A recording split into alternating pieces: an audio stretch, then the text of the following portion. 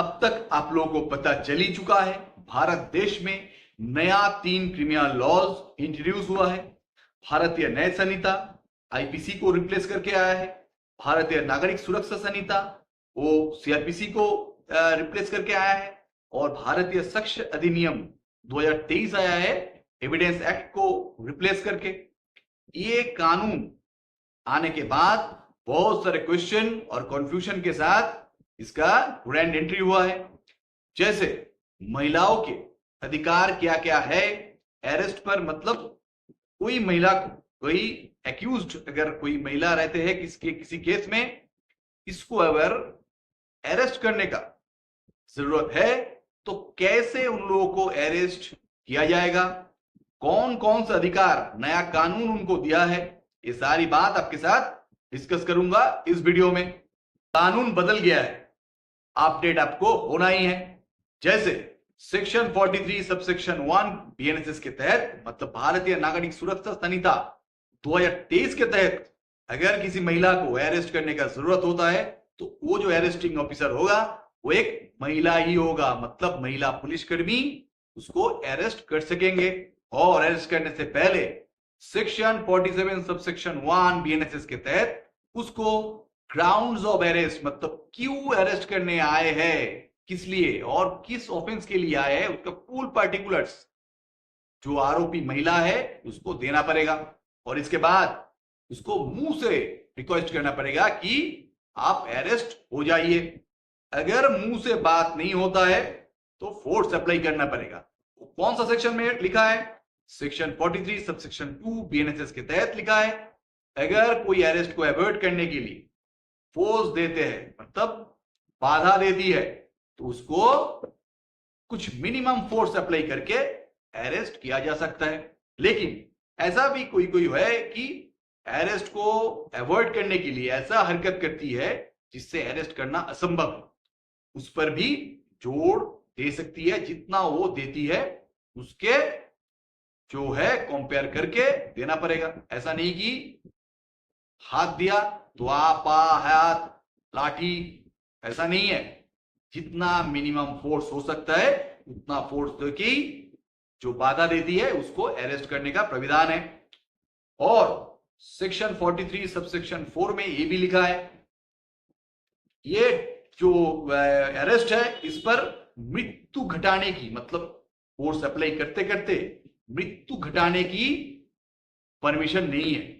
लेकिन कुछ केस को छोड़ के, जैसे कोई ऑफेंस का सजा अगर डेथ पनिशमेंट है या लाइफ इंप्रिजनमेंट है, उस केस में अगर आरोपी भागती है या ऐसे हमला करती है जिससे अरेस्ट करना नामुमकिन की करीब है, ऐसा अगर होती है तो उस ऑफेंस में अगर वो आरोपी है तो उसको अरेस्ट करने के लिए उसका मृत्यु भी घटा सकते हैं अरेस्टिंग ऑफिसर।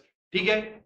उसके बाद जो सेक्शन में कहने वाला हूं वो बहुत ही इंपॉर्टेंट है और इस सेक्शन का सबसे बड़ा राइट्स पोर्शन यही है, मतलब इस पर ही सारा अधिकार, महिलाओं के अधिकार इस पर ही खरा है। जैसा कि किसी भी महिला को आफ्टर सनसेट और बिफोर सनराइज, मतलब सूर्यास्त के बाद और सूर्य उदय के पहले, ये जो टाइम है इस टाइम के अंदर अरेस्ट नहीं कर सकते हैं कोई भी पुलिस ऑफिसर। अगर कोई महिला ऑफिसर भी हो वो भी अरेस्ट नहीं कर सकती है, लेकिन कुछ स्पेशल सर्कमस्टेंसेस को छोड़ के।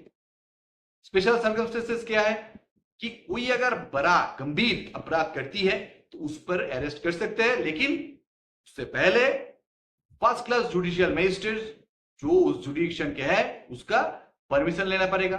जुडिक्शन मतलब क्या है?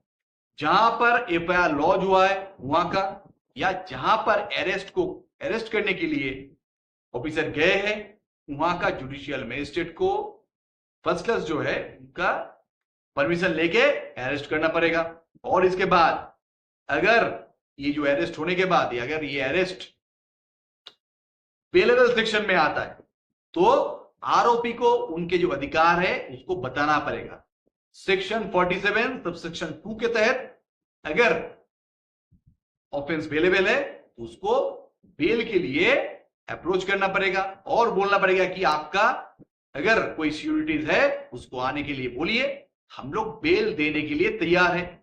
और ये जो अधिकार है बेल पाने का, राइट टू बेल, ये हर अपराधी का राइट्स है।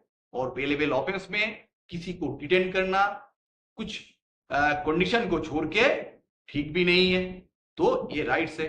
क्या क्या राइट्स आपको बोला कि महिला पुलिस ऑफिसर को महिला को अरेस्ट करना पड़ेगा, अगर मुंह से हो जाता है बात, टच करने का जरूरत नहीं है। उसके बाद क्या बोला कि अगर कोई भी महिला को अरेस्ट करने का जरूरत होगा तो वो अगर बाधा देती है तो मिनिमम फोर्स अप्लाई होगा।